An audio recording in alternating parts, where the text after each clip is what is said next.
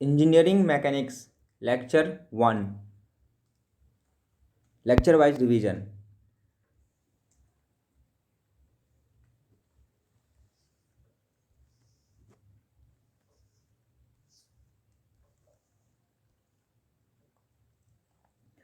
What is mechanics?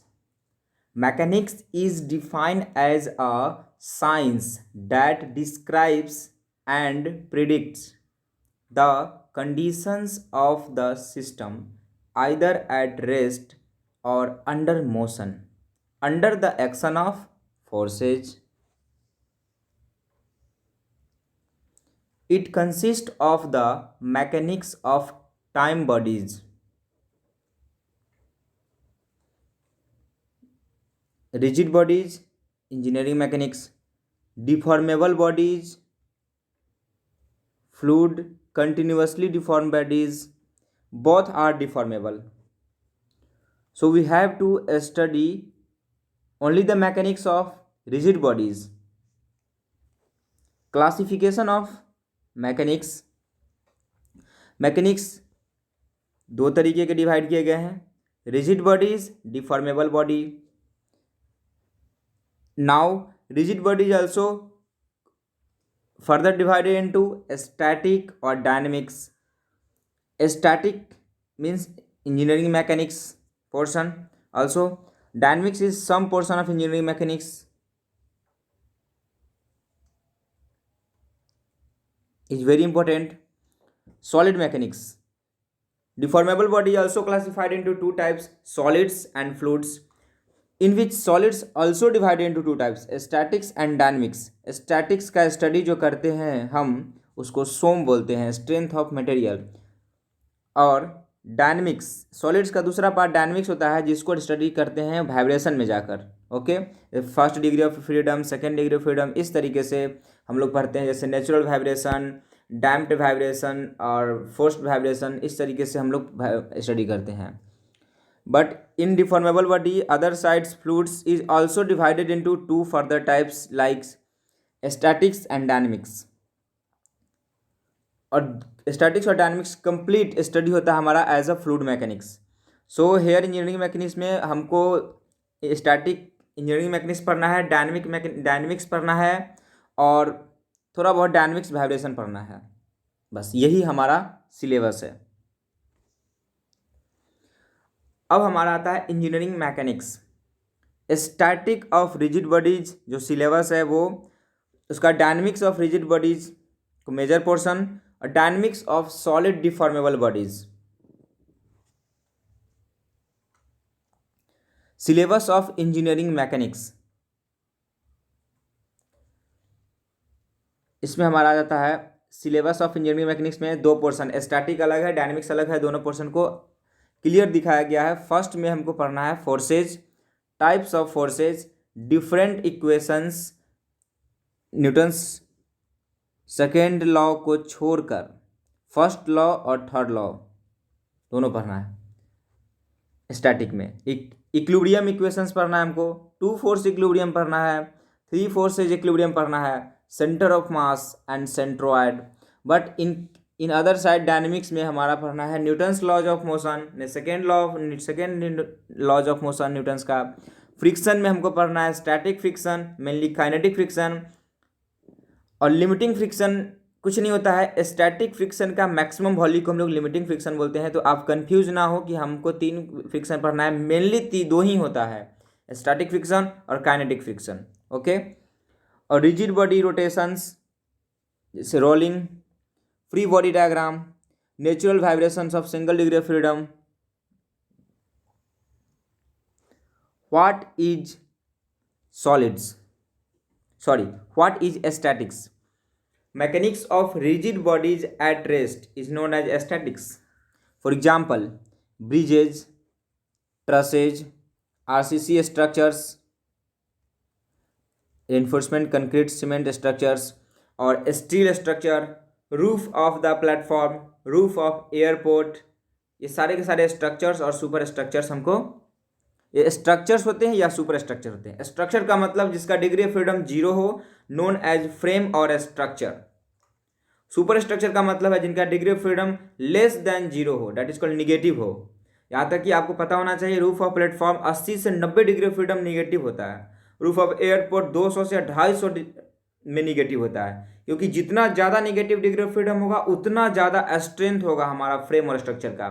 और airport में VIP लोगों के लिए है तो उस वहाँ पर डिग्री ऑफ फ्रीडम ज़्यादा दिया जाता है, प्लेटफॉर्म पे थोड़ा कम दिया जाता है, और ब्रिज व्रिज में तो एज पर रिक्वायरमेंट दिया जाता है हमारा। हाउ मच, अब बात हो रहा है स्टैटिक का, तो how much force is required to make the bodies at rest, there is no any relative motion. तो ऐसा नहीं है कि स्टैटिक में फोर्स का जरूरत नहीं है, फोर्सेज होने ही चाहिए, फोर्सेज तो होंगे ही, और फोर्सेज का जो नेट फोर्स होता है वो जीरो होता है। फोर्सेज होंगे बट उनका इफेक्ट जो होगा ओवरऑल जीरो होगा, जिसकी वजह से हमारा बॉडी या जो भी फ्रेम है वो रेस्ट में होगा। In other side, what is dynamics? Mechanics of rigid और fixed deformable bodies under motion is known as dynamics. For example, automobile engine designing, aircraft propulsion system, ship propulsion, vibration like earthquakes, ये सारे के सारे हमारे dynamics है, क्योंकि इस सब में जो हमारा नेट फोर्स होता है वो नॉन जीरो होता है, जिसकी वजह से हमारा मोशन हो जाता है, डिफॉर्म कर जाता है, इसलिए इसको हम डायनेमिक्स कहते हैं। और मेजर जो होता है कि हाउ मच पावर और फोर्स और torque, how much power force torque requires to provide the desire motion in the system. अगर जैसे डिजायर मोशन है, अर्थ के हमारा डिजायर मोशन नहीं है, ये हमारा मिस्टेक्स है मानव के द्वारा जो कि दिखता नहीं है। Okay, now dynamics are broadly divided into two types. अगर डायनेमिक्स की बात करते हैं तो बात करते हैं मोशन के स्टडी का, और dynamics is the root cause of any motion is force. आपको पता होना चाहिए कि किसी भी मोशन का जो रूट कॉज होता है वो फोर्स होता है, बिना फोर्स का हमारा मोशन हो ही नहीं सकता है। अगर कोई बॉडी इनफॉर्म मोशन में हमारा चल रहा है तो कभी ना कभी वो फोर्स लगा था उस पर, वो मेंटेन हो गया एक समय के बाद, तभी वो हमारा आज इनफॉर्म मोशन में मूव कर रहा है। Dynamics first one, study of motion without the consideration of the basic cause of motion is that is force is known as kinematics, जिसमें हम फोर्स के बेसिक मोशन के बेसिक कॉज यानी force के बारे में स्टडी नहीं करते हैं, उसके इफेक्ट के बारे में करते हैं, और उसके इफेक्ट को हम डील करते हैं with kinematic parameters, fully kinematic parameters like displacement, velocity, acceleration, jerk. In other side, dynamics in which study of motion with the consideration of the basic cause of motion that is force। अब हम यहाँ जिसकी वजह से the force को consider करेंगे, उसके effect को कंसिडर तो करेंगे ही, साथ में बेसिक कॉज जो हमारा है मोशन का डेट इज कॉल्ड फोर्स, उसको भी कंसिडर करेंगे। It is known as kinetics. और आपको एक चीज़ बता दिए थे थ्योरी ऑफ मशीन वाले पोर्शन में कि डायनेमिक्स और काइनेटिक्स में एक लिटिल बिट डिफरेंस होता है। वो डिफरेंस हमारा यही है कि dynamics are broadly classified into two types, kinematics और काइनेटिक्स। इसीलिए हमारा जो डायनेमिक्स होता है उसमें काइनेमेटिक्स और काइनेटिक्स दोनों का मिक्सर होता है। लेकिन काइनेटिक्स की बात करते हैं तो इसमें प्योर हमारा फोर्स बेसिक कॉज को लेना है, और साथ में काइनेमेटिक्स भी इंक्लूडेड होगा। Newton second law, force, external force is equal to rate of change of momentum with respect to time. First बार मैकेनिक्स की दुनिया में हमारा इनर्शिया इंट्रोड्यूस किया गया था न्यूटन सेकेंड लॉ में, और इसलिए जहाँ जहाँ हमारा मास का टर्म होगा या उसका यूनिट होगा, ऐसा यूनिट केजी, तो उसको हम डायनेमिक्स से रिप्रेजेंट करेंगे। जैसे हमारा काइनेमेटिक विस्कोसिटी हो गया, तो काइनेमेटिक विस्कोसिटी जो हमारा होता है वो dynamic viscosity upon the density of material, fluid, जो भी बोल सकते हैं, मेनली फ्लूइड ही बोलते हैं। तो अब हमारा म्यू डायनेमिक विस्कोसिटी बटा divided into density of the fluid, उसका जो हमारा रेशियो होता है वो मीटर स्क्वायर पर सेकेंड ऐसा यूनिट होगा, और उसको हम लोग बोलेंगे kinematic viscosity, because here the mass is absent, so this is known as kinematic not dynamic viscosity. Dynamic viscosity का अगर ऐसा यूनिट देखिएगा आप तो उसमें आपका केजी होगा ही होगा, तो इसीलिए हम उसको डायनेमिक बोलते हैं, क्योंकि केजी जब भी आया है उसमें फोर्स का हम कंसिडर करते हैं, और वैसे एनालिसिस को डायनेमिक्स बोलते हैं और काइनेटिक्स बोलते हैं। The parameter which are calculated in the kinematics are further used in kinetics. तो काइनेटिक्स में हम जब भी एनालिसिस करेंगे तो उसमें काइनेमेटिक्स पैरामीटर का रिक्वायरमेंट पड़ेगा, जो कि कैलकुलेट होगा हमारा pure and pure kinematic parameters जैसे डिस्प्लेसमेंट, वेलोसिटी, एक्सेलरेशन, जर्क, वहां से कैलकुलेट करके हम काइनेटिक्स में पुट करेंगे, उसके बाद हम काइनेटिक्स पैरामीटर को कैलकुलेट करेंगे।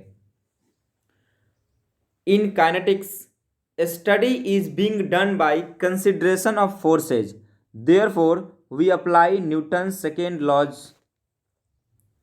और वो कहता है कि एक्सटर्नल फोर्स किसी भी सिस्टम पे या किसी भी बॉडी पे, किसी भी पार्टिकल पे,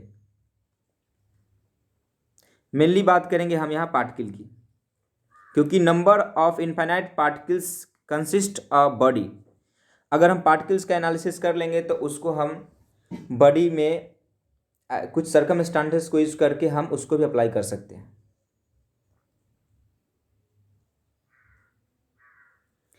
if mass is not changing with respect to time, अगर हमारा इनर्शिया जो है वो कांस्टेंट है, तभी हम यहाँ मास को बाहर ले लेंगे डिफरेंशियल से, और dv/dt जो हमारा होगा वो एक टर्म होता है जिसे हम एक्सेलरेशन बोलते हैं, वो फुल्ली काइनेमेटिक पैरामीटर होता है। तो अगर हम एक्सेलरेशन को कैलकुलेट करेंगे with the help of kinematic tool, तभी हम यहाँ पर फोर्स कैलकुलेट कर पाएंगे, जो कि हमारा काइनेटिक्स में जरूरी है। Next, idealisation of concept in mechanics. अब कुछ कंसेप्ट होते हैं जो आइडियलाइजेशन पे होते हैं, जो आइडियल होते हैं, जिसका रियलिस्टिक से कोई लेना देना नहीं होता है, बट हम लोग अपने एनालिसिस को सिंपल करने के लिए एज एजम्पशन मान लेते हैं। कुछ टर्म जैसे आपको मिलेंगे मैकेनिक्स में, जैसे first one continuum. Continuum concept जो होता है, when bodies are having continuous distribution of mass having no void space between the atoms और मॉलिक्यूल्स। प्रैक्टिकली void स्पेस तो होते हैं, मगर हम ये मान के चलते हैं और एज्यूम कर लेते हैं कि हमारा कंटिन्यूअस मास है और कोई void स्पेस नहीं है। इस कंसेप्ट को कंटिन्यूम बोलते हैं। और we know that even in solids there is void space at inter atomic level.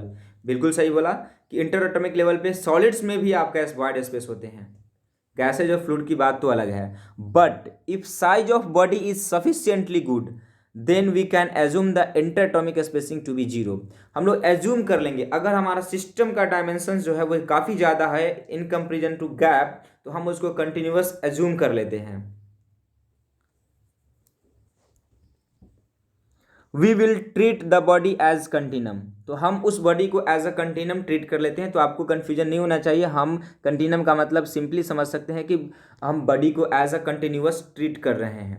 दूसरा आइडियलाइजेशन कंसेप्ट आता है मैकेनिक्स में हमारा पार्टिकल्स का। When matter is present in the body there will be the mass in the body. बिल्कुल सही। अगर matter की बात करते हैं तो बचपन में पढ़े होंगे हम लोग कि पदार्थ वो चीज़ होती है जिसमें कुछ द्रव्यमान हो यानी मास हो, और जो स्थान छेदती हो, और जो अपने अंदर जो होने कोई एक्सटर्नल चेंज हो रहा हो तो उसका अपोज करता हो। ये तीन चीज़ याद होनी चाहिए। When matter is present in the body there will be the mass in the body and that will be continuously distributed in the volume of the body. When the size of the body is very very less on compared to its range, उसके range के comparison में अगर उसका size very very less हो, then complete mass of the body can be treated as concentrated at a point। तब हम यह assume कर सकते हैं कि सारा का सारा मास जो है बॉडी का वो किसी पॉइंट पे कंसंट्रेटेड हो।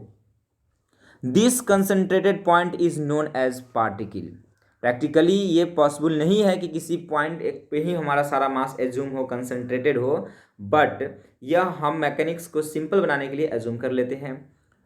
फॉर एग्जांपल, एक क्रिकेट बॉल है, अगर हम कम डिस्टेंस से 5 मीटर 10 मीटर से अगर हम उसको देख रहे हैं, उसको एनालिसिस कर रहे हैं, तो हम उसको एज अ पॉइंट कंसिडर नहीं कर सकते हैं। सारा का सारा मास एक पॉइंट पे हम कंसिडर नहीं कर सकते, एक पॉइंट पे है सारा बॉल का मास, छोटा भी दिख रहा है पॉइंट की तरह। बट अगर हम 10 किलोमीटर 20 किलोमीटर या 5 किलोमीटर की दूरी से हम उसको देख रहे हैं, वो दिखेगा तो नहीं, बट अगर देख भी रहे हैं तो एज ए पॉइंट ही दिखेगा आपको। For this observer that ball is treated as particle, जो दूर वाला दिख रहा है आपको एब्जॉर्बर, उसको एक पार्टिकल ही दिखेगा। तो हम रेंज के कंपेरिजन में उस पॉइंट को, हम उस क्रिकेट बॉल को पॉइंट एज्यूम कर सकते हैं, दैट इज कॉल्ड पार्टिकल, और सारा का सारा मास उस पॉइंट पे ही लोकेट करेंगे। तो ये ऐसा नहीं है, कोई भी आपका चीज या तो वो पॉइंट में भी कंसीडर कर सकते हैं और उसको हम एज अ बॉडी कंसीडर कर सकते हैं, डिपेंडिंग अपॉन कि आप उसको ऑब्जर्व कितनी डिस्टेंस से कर रहे हैं, कितने रेंज से कर रहे हैं। ठीक है, कोई कंफ्यूजन नहीं होना चाहिए इसमें। रिजिड बॉडी, तीसरा हमारा रिजिड बॉडी का कंसेप्ट आता है, these bodies in which when forces are applied there is no deformation. तो ये एक आइडियलाइजेशन है कि हम किसी बॉडी पे अगर फोर्स लगाते हैं तो उसमें डिफॉर्मेशन नहीं होगा। प्रैक्टिकली तो आप भी है, आप भी अगर थोड़ा सा भी दिमाग लगाएंगे तो आप हंसेंगे। ऐसा कोई बॉडी बना ही नहीं जिसमें डिफॉर्मेशन ना हो। Nano, micro, angstrom, sub level पे हमारा डिफॉर्मेशन होता ही होता है। इसीलिए तो डिफॉर्मेशन ऑफ सॉलिड बॉडी पढ़ते हैं हम लोग as a strength of material में। इतना बड़ा टॉपिक है, 150 घंटा 200 घंटा यही पढ़ते हैं। तो ये अंडरस्टूड है कि ये आइडियल कंसेप्ट है। There is no rigid body in entire universe, exactly whenever forces are applied there will be deformation, बिल्कुल सही।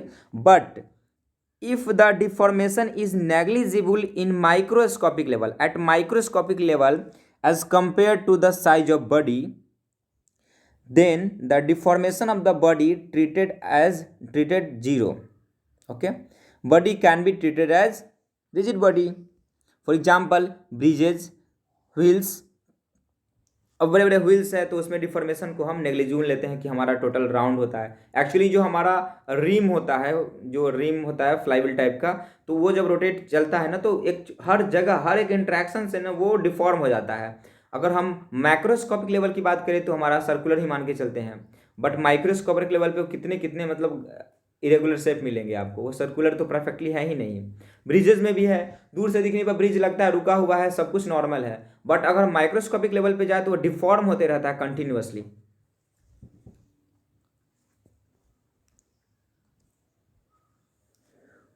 नाउ फोर्स, फोर्स क्या है? बहुत सारे कंफ्यूजन होते होंगे आपको फोर्स को, बस सिंपली एक लाइन में समझ लीजिए, it is the action of one body to the other.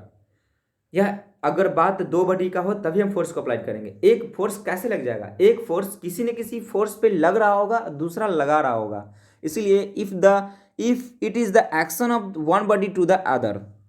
Second, whenever forces is acted at that place, minimum two bodies are be there. Okay,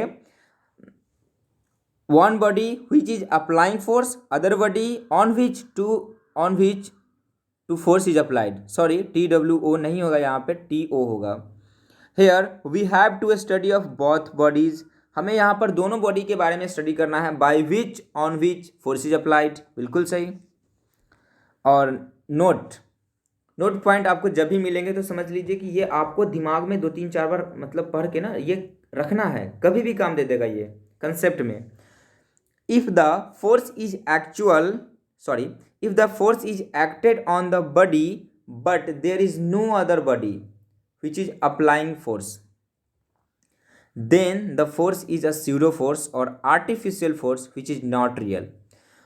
अगर हमारा कहीं फोर्स लग रहा हो मगर ये पता नहीं चल पा रहा है कि दूसरा कोई बॉडी नहीं है और लग रहा है, तो आप इस तरीके के फोर्स को सीडो फोर्स कह सकते हैं। सीडो फोर्स हो, आर्टिफिशियल फोर्स बोल सकते हैं, जो कि रियल नहीं होता है। Actually sometimes these concepts are required to make the analysis simple, especially under dynamic motion।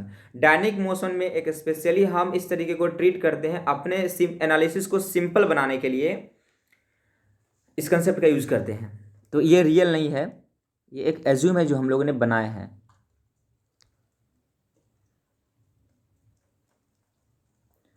To define the force, firstly force हमारा एक वेक्टर क्वांटिटी होता है। अगर फोर्स को डिफाइन करने के लिए सबसे पहले हमको जानना पड़ेगा, जैसे लोग जानते हैं we need to know magnitude, ये अंडरस्टूड है कि मैग्नीट्यूड होना ही चाहिए, कितना फोर्स लग रहा है, डायरेक्शन किस डायरेक्शन में लग रहा है, और तीसरा पॉइंट ऑफ एप्लीकेशन, किस पॉइंट पे वो अप्लाई हो रहा है, क्योंकि पॉइंट टू पॉइंट उसका इफेक्ट चेंज होगा। इसलिए तीन चीज़ आपको याद रखनी है। यहाँ पर जो दो तो पहले से याद हो कि magnitude, direction, point of application आपको यहाँ ऐड करना है अपने कंसेप्ट में। फॉर एग्जाम्पल अगर हमारे पास देखें तो दो बॉडी दिख रहा है आपको, ये दो बॉडी हैं, दोनों बॉडी आइडेंटिकल्स है, ज्योमेट्रिकल पैरामीटर में आइडेंटिकल है, न इसका शेप, डायमेंशंस, हिंज सब कुछ सेम लग रहा है।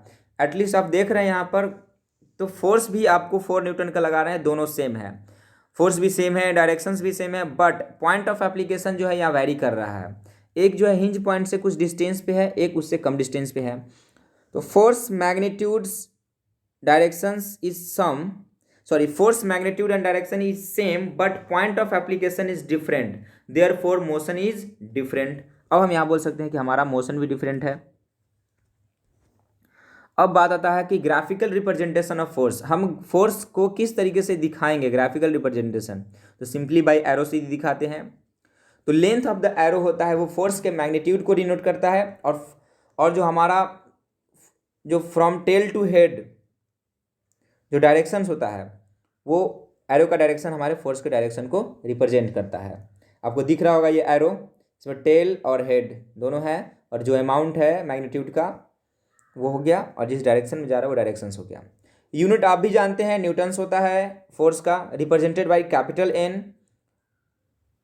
और आपको याद होनी चाहिए कि जितने भी साइंटिस्ट, फिजिसिस्ट, केमिस्ट, जितने भी जो साइंटिस्ट हैं हमारे, उनके नाम, उनका जो नाम मतलब यूनिट है, जैसे उनके नाम से न्यूटन हो गया, जूल हो गया, वाट हो गया, और हेनरी हो गया, इस तरीके से जितने भी नाम है वो कैपिटल होने चाहिए। और याद रखें कि यूपीएससी इस चीज़ को गौर करता है अपने एग्ज़ाम में कि जिसका यूनिट में भी कमजोरी हुआ मतलब ये ऑफिसर बनने के लायक नहीं है। तो इस चीज़ को आप ना स्पेशल अटेंशन देकर आप इस चीज़ को कंप्लीट करें। Thank you. First lecture is completed. हम मिलते हैं आपको सेकेंड लेक्चर में।